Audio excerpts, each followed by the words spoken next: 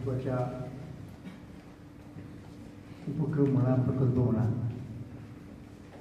त्यासाठी आपण एकत्र जमलेलो आहोत.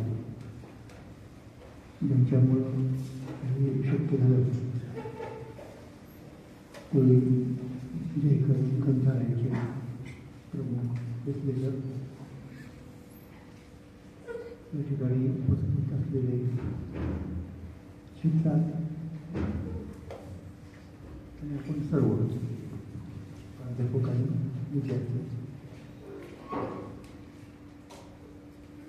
आम्ही आपल्या बरोबर पहिल्यांदा आवाज मांडलेले निवडणुकीबद्दल. तर महाराष्ट्राची वाचन संस्कृती या विषयावरती मी माझे काही विचार, आता आपली भाषा बदलते, विचार मांडणं वगैरे मी म्हणणार नाही, विचार शेअर करण्यासाठी या ठिकाणी उभा आहे. तर हा सगळ्यांच्याकडून जिव्हाळ्याचा विषय असा पाहिजे. आणि तो का, तर त्याचं एक कारण असं आहे की गेल्या काही महिन्यांपूर्वी आपल्या मराठी भाषेला अभिजात भाषेचा दर्जा मिळाला. त्यामुळं भाषेसंबंधीचं आपलं भान ज्याला म्हणतो आपण, एक कॉन्शियसनेस, जाणीव आणि पर्यायानं एक आस्थासुद्धा लोकांची वाढलेली दिसते. ते फार प्रमाण वाढला असाचा भाग नाही, पण तो एक काहीतरी इथे आहे. आणि त्याचं प्रत्यंतर कुठे आलं, गेल्या आठवड्या पंधरवड्यामध्ये इथे फार मोठं प्रदर्शन पुस्तकांचं भरलेलं होतं, NBT आणि बाकीच्या इथल्या संस्था. तर त्या प्रदर्शनाला पुण्यातल्या आणि पुण्याबाहेरच्या लोकांनी सुद्धा प्रचंड प्रतिसाद दिला. म्हणजे आधी कुणी कल्पना केली नसती. म्हणजे लोक म्हणतात की कुणी वाचत नाही, आली असं झालं तसं झालं, प्रकाशात पदरडत असतात, पुस्तकं खपत नाहीत म्हणून. पण त्या मात्र प्रदर्शनाला लोकांनी खूप प्रतिसाद दिला, आले, पुस्तकं पाहिली आणि मुख्य म्हणजे विकत घेतली. आणि पुढचा टप्पा घरी गेल्यानंतर ती वाचायची आहे, त्याची ती करतील असं विरुद्ध धरलेलं आहे. त्यामुळं हे एक कारण आहे. आणि शासन किंवा वेगवेगळ्या शिक्षण संस्थासुद्धा त्या बाबतीत सक्रिय असतात की लोकांनी, विद्यार्थ्यांनी वाचावं वगैरे. त्यासंबंधी उपक्रम चालू असतात. तशा काही संस्थासुद्धा शासनाने निर्मिलेल्या आहेत, लोकांनी स्थापन केलेल्या आहेत चांगल्या चांगल्या, साहित्य परिषद वगैरे वगैरे. ग्रंथालये वेगवेगळी, म्हणजे विद्यापीठात चित्र असतातच, पण विद्यापीठाच्या बाहेर सुद्धा अशा अनेक गोष्टी आपल्याला दिसतील. तर त्यांच्याशी आपली काहीतरी एक नाळ जुळली पाहिजे. यासाठी अधूनमधून एक आठवण करून द्यायची आहे. म्हणजे अशा उपक्रमांचा उपयोग आहे ना, एक जाणीव करून देणं, एक आठवण करून देणं, यासाठी नक्कीच होते. असो, तर मुख्य मुद्दा काय होता आपल्या भाषणाच्या याच्यामधला विषय की एक वाचन संस्कृती म्हणजे नेमकं काय. संस्कृती माणसांनी निर्मिलेली असते. आपण थोडा दुसरा विषय, समजा मी असं म्हणलं की महाराष्ट्राची गायन संस्कृती असं म्हटलं, तर असं म्हटल्या तुमच्यासमोर एक नक्कीच काही गायक उभे राहतील. उभे राहते म्हणजे ते बहुतेक बसून गातात, बसतील असं म्हटलं, उभे राहतील असं नाही वाटतं. डोळ्यासमोर उभं राहणं एक फ्रेज आहे. म्हणजे आपल्या मी काही बघितलं असेल ते असताना किंवा नसल्यानंतर सुद्धा जे आहेत आता, ते पूर्वी भीमसेन जोशी असायचे, त्यांच्यापूर्वी अजून कुमार गंधर्व आणि त्याच्या आधी आणखी खूप मोठमोठे गायक आपल्याकडे होते. आत्ताच्या काळात तरुण पिढीला माहिती असणारे काळे वगैरे आहेत मंडळी पुष्कळशी आहेत.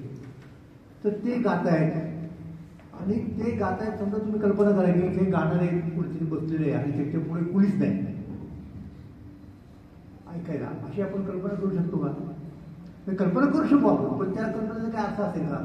कारण त्यांनी गायलेलं तेव्हाच काहीतरी त्याला अर्थ येईल तेव्हा त्यांच्यासमोर कुणीतरी ऐकणारे असते. आणि ऐकणारे म्हणजे नुसते समोर उभे करून बसून आणलं कुठून तरी. हल्ली राजकीय संबंध वगैरे पैसे देऊन लोकांनी ती तरतूद करतात, ट्रका भरून आणतात, त्यांना खाणं पिणं वगैरे वगैरे. त्यांना माहिती नसतं आपण नेमकं कोणाच्या भाषेमध्ये चाललेलं आहोत. तर तसं चालेल का करून गाण्याच्या मैफलीमध्ये? तर नाही चालणार. म्हणजे ते जर असे समोर बसले आणि ते गायले तर त्यांना कळतं ना आपण काय गातोय ते. त्यांना माहिती असतं की आपल्याला या ठिकाणी आपण जी एक तान मारली समजा, किंवा या ठिकाणी आपण अशी आवर्तनं घेतली समेवरती आलो, त्या जागेला श्रोत्यांनी दाद दिलीच पाहिजे. ती जर नाही दिली तर ते अस्वस्थ होतात की आपलं काय चुकलं की काय, की श्रोत्यांनाच काय कळत नाही की काय. तर ही असते नाही म्हणजे गाण्याच्या लोकांची एक गोष्ट सांगतो की अकबर बादशाह होता आणि त्या बादशाला आहे ना संगीताची फार आवड. त्याच्या दरबारामध्ये तानसेन हा फार मोठा गवळी, म्हणजे ऑल टाईम ग्रेट ज्याला म्हणतो आपण, असा होता. आता दरबाराच्या लोकांचं काय असतं, राजाला जी गोष्ट आवडते ना ती आपल्याला पण आवडते असं राजाकडे दाखवत असतं.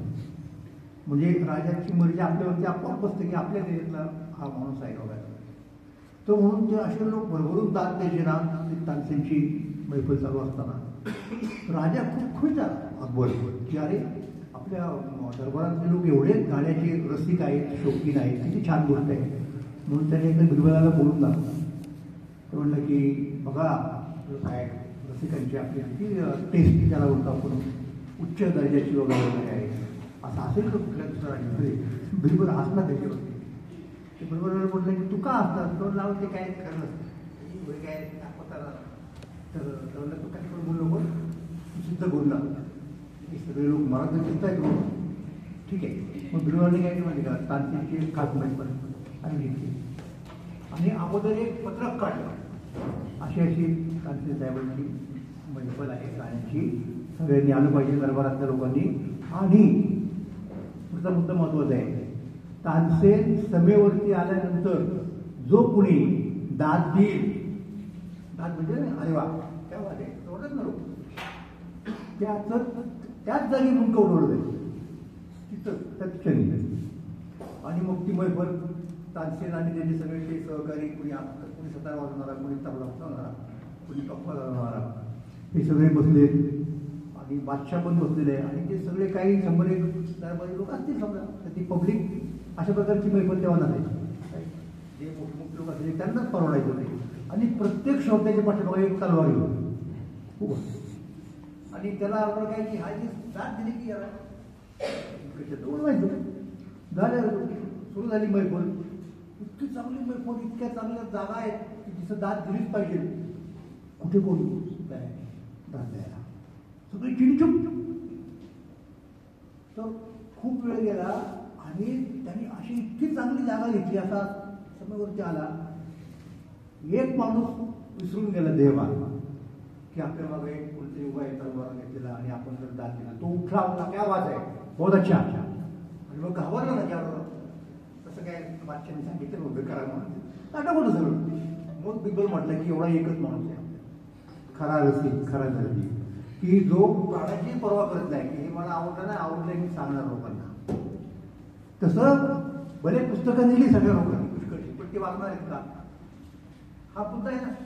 आणि समजा वाचली तर त्यातली किती लोकांना कळतील आणि किती लोक ते ॲप्रिशिएट करू शकतील, हा महत्वाचा मुद्दा आहे. म्हणजे मग ते गाणं असेल किंवा ते वाचन असेल, तिथे तुम्हाला त्याच्यामध्ये पूर्णपणे असं बुडून जातात. हा मुद्दा लक्षात घ्या. मग जशी आपल्याकडची गायन संस्कृती निश्चितपणे महाराष्ट्राची एक चांगली गायन संस्कृती लक्षात घ्या.